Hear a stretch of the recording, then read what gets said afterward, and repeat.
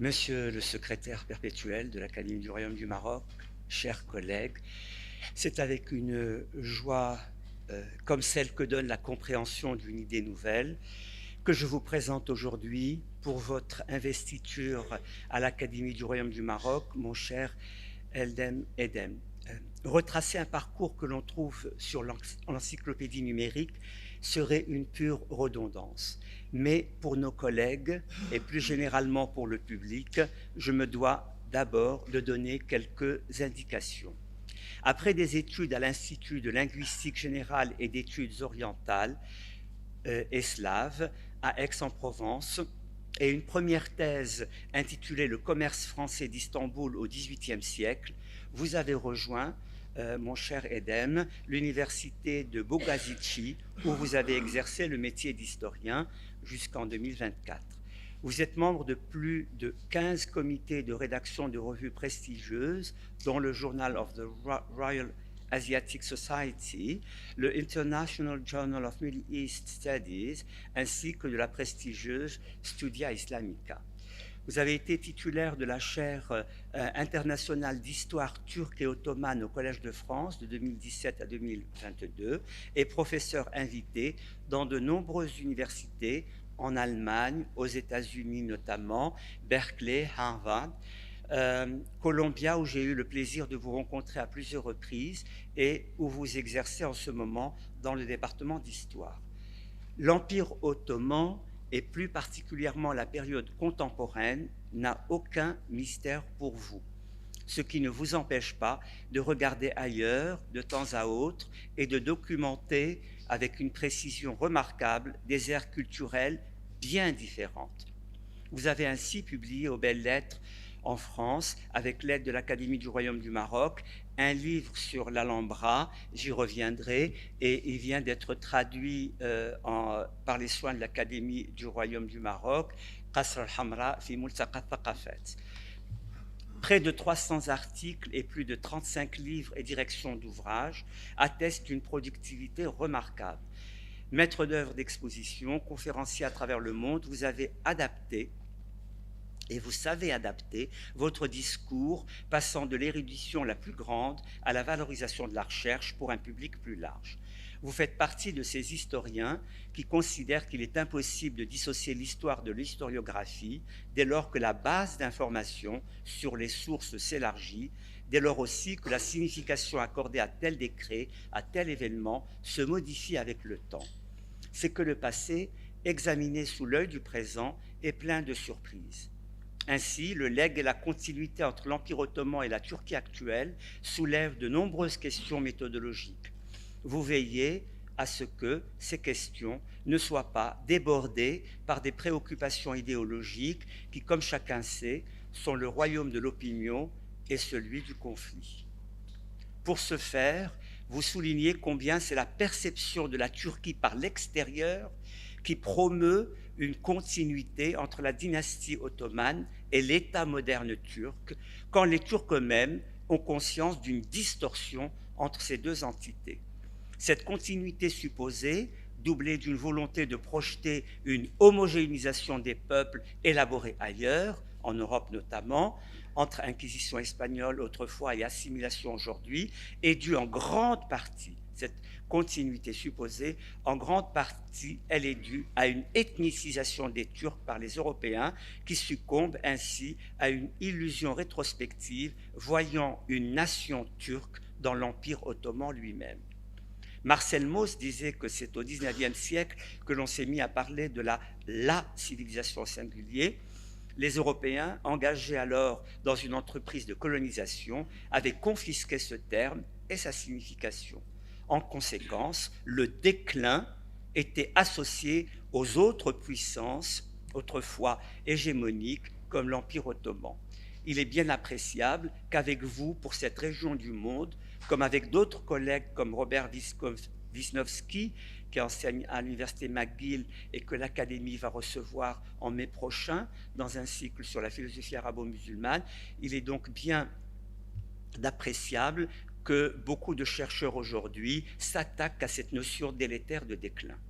Même quand quelqu'un comme Ibn Khaldoun, à qui on attribue la métaphore biologique du cycle de vie des êtres vivants aux organes politiques, a dit explicitement que dans le cas des organisations politiques, on n'a pas les conditions de la matière, à savoir génération et corruption. Les choses ne se corrompent pas quand on parle d'histoire ou de politique, mais se transfèrent, il utilise le terme de naql, d'un pouvoir à un autre, d'un centre à une périphérie ou l'inverse.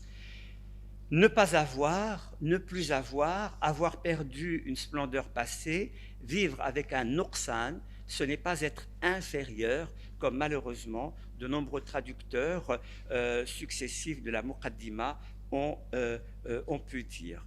Le haram, la ruine, ce n'est ni le déclin ni la décadence. Vous soulignez que le terme de civilisation fait aussi mobiliser au XIXe siècle comme notion pour indiquer l'accès à une certaine forme de modernité étatique. Je vous cite, pour ce qui est de la Turquie, presse, banque, standardisation de la monnaie, théâtre, concerts, musées, bibliothèques, universités, écoles, hôtels, magasins, brasseries, fiacres, navigation à vapeur. Il y a là une réminiscence de la prégnance de la bureaucratie depuis le début de cet empire. Vous faites d'ailleurs la genèse de l'Empire ottoman, où les aspects militaires et bureaucratiques signent la spécificité de cet empire naissant après la prise de Constantinople en 1453. La figure au XVIe siècle de Soliman le Magnifique dessine une géopolitique emblème de la première modernité. L'alliance de François Ier avec Soliman pour contrer Charles Quint, qui eut les faveurs du pape en devenant par cette bénédiction l'empereur des chrétiens, aux dépens de François Ier, a eu des effets non seulement dans la politique, mais aussi dans les humanités. Montaigne lutta clairement contre le sentiment anti-turc des ultra-catholiques, parti espagnol en France, et participa dans ses essais à une valorisation des Turcs. Il insista sur les similitudes entre les Turcs et les Européens, allant jusqu'à rappeler qu'ils sont tous descendants des mêmes Troyens. Vous-même indiquez que les différences entre les monarchies européennes et l'Empire ottoman n'étaient pas, je vous cite, des antinomies, mais je vous cite, des différences de degrés sur une même échelle. Ces différences de degrés concernent le rapport aux autres, intégration de la différence religieuse dans un cas, celui de l'Empire ottoman, assimilation, homogénéisation dans l'autre, celui des Européens. Je crois que vous y reviendrez tout à l'heure dans votre discours. Vous rappelez un fait notoire, à savoir que jusqu'au milieu du XIXe siècle, la population de l'Empire ottoman fut majoritairement non musulmane. Fort comme un Turc, fataliste comme un Turc, les stéréotypes vont bon train.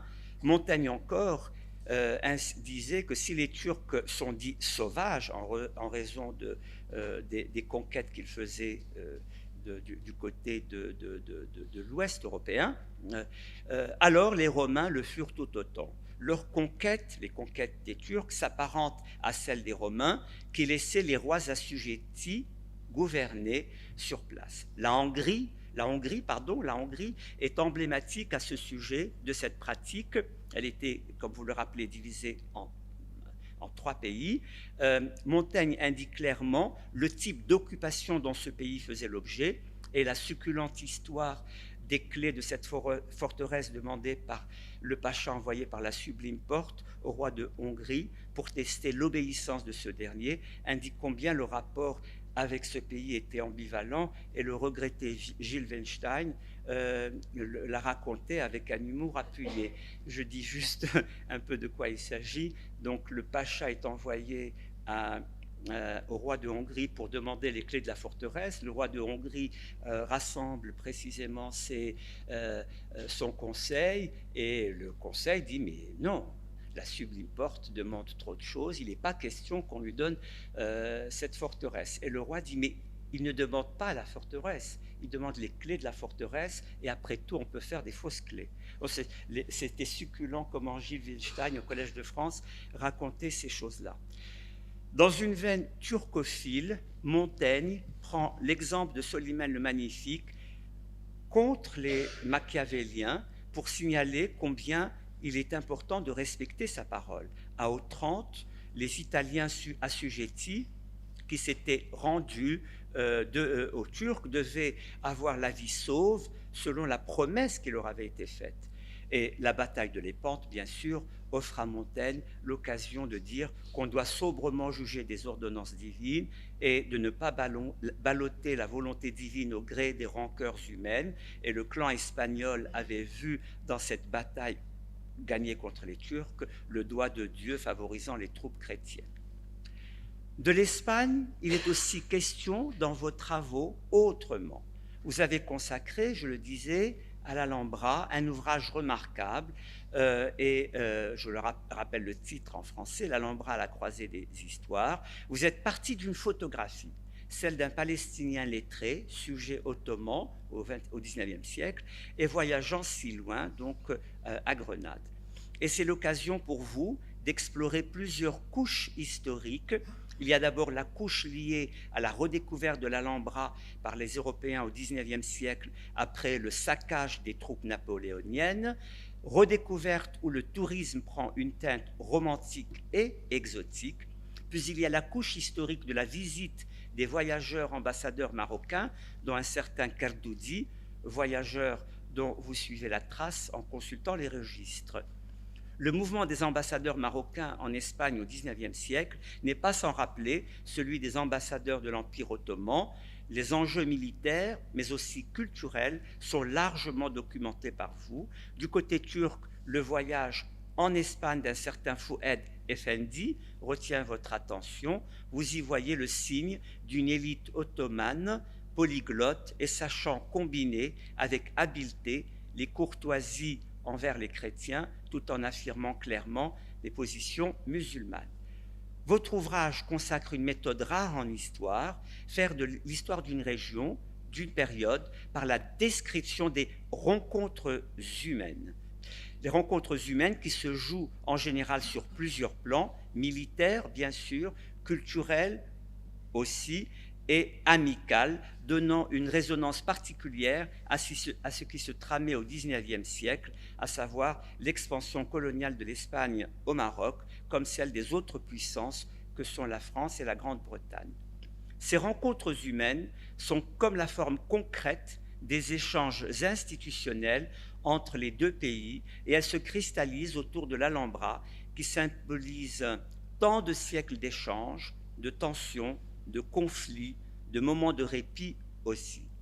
Vous décrivez comment le mouvement africanismo, mélange d'orientalisme et de colonialisme, de conservatisme catholique, vit le jour auprès d'Espagnols cherchant à faire revivre au XIXe siècle, parfois inconsciemment, les moments dramatiques de la Reconquista. Il est difficile de séparer l'Andalousie des légendes auxquelles elle a donné lieu et auxquelles elle continue de donner lieu. L'Andalousie est-elle ici ou ailleurs, sur terre ou dans les poèmes? Je cite le poète palestinien Mahmoud Darwish, Huna am hunak, fawq al-ard am fil qasaïd. Et ce poème, justement, thématise la notion du chez-soi perdu, d'un home, en parlant de l'Andalousie, et cela fut repris par un historien contemporain, Eric Calderwood, qui enseigne à Illinois University, On Earth or in Poems, The Many Lives of Al-Andalus. C'est que l'Andalousie arabo-musulmane fut un motif littéraire récurrent. En témoignent les pièces de théâtre qui retracent l'épopée andalouse.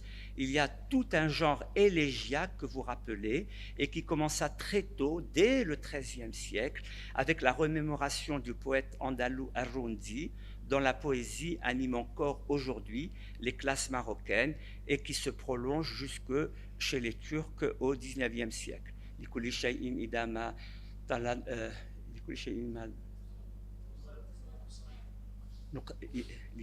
ذا ما نقصان je le savais, je l'ai perdu parce que je l'ai appris à l'école. لكل شيء ذا ما تسمى نقصان لكل شيء ذا ما تسمى نقصان فلا يغرنك هذه الدار لا تبقى على أحد ولا يدور على شان لها شان. Excusez-moi pour ce flottement, je le dis en français, Accomplie, toute chose porte sa carence, la douceur de vivre ne doit leurrer personne.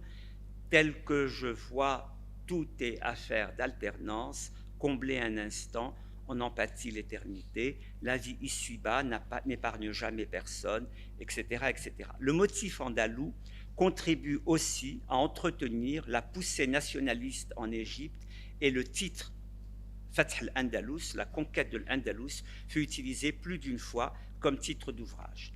Alhambra fut aussi un motif pour la dite Renaissance arabe, An-Nahda. La pensée décliniste s'est d'ailleurs nourrie de cette source élégiaque chez les Ottomans comme chez les Égyptiens de la Nahda. J'ai mentionné plusieurs couches historiques que vous explorez à partir de l'Alhambra. J'en ajouterai une. Vous vous demandez comment la référence architecturale ait pu donner lieu à un style mauresque ottoman. Est-ce une forme de domestication locale de l'orientalisme occidental, comme vous dites, ou un réel intérêt pour une architecture labellisée musulmane? Ce qui est sûr, c'est qu'il y a un abus de l'usage du mot mauresque comme de celui d'oriental à propos du mouvement architectural que connut l'Empire ottoman à partir de 1860. A priori, il n'y a pas grand-chose à voir entre vos recherches sur l'Empire ottoman et l'étude détaillée de l'Alhambra, mais en réalité, vous avez toujours essayé de comprendre le désir d'homogénéisation des peuples par l'Europe. Or, quoi de plus emblématique que ce moment de fin de règne des Nasrides à la fin du XVe siècle, où l'Inquisition créa tant de nouvelles populations dans le but de les rejeter toutes, Morisques, Maranes, Moudéjar, tout cela culminant dans le décret de 1609 chassant les musulmans d'Espagne. Montaigne, encore, lui, décrit la manière dont les Juifs chassés d'Espagne trouvèrent un temps refuge au Portugal, qui à son tour les rejeta vers 2 ou 3 ports pour qu'ils embarquent vers l'Afrique du Nord, faisant d'eux des errants dans un pays qui fut le leur, à la manière dont les Palestiniens aujourd'hui sont chassés d'un lieu à l'autre, parqués, puis précisément souhaitant eux-mêmes leur propre mort, comme ces Juifs décrits par Montaigne qui jetaient leurs enfants dans les puits par amour et compassion et non par folie et colère. L'intégration de peuples différents versus l'assimilation au même ou l'exclusion forcée, c'est là un cercle ou un ordre de justice ou d'injustice qui relie vos travaux d'historien à des considérations élémentaires d'humanité. Et c'est ces thématiques que vous avez choisi de partager avec nous dans votre discours aujourd'hui. Nous sommes impatients de vous entendre.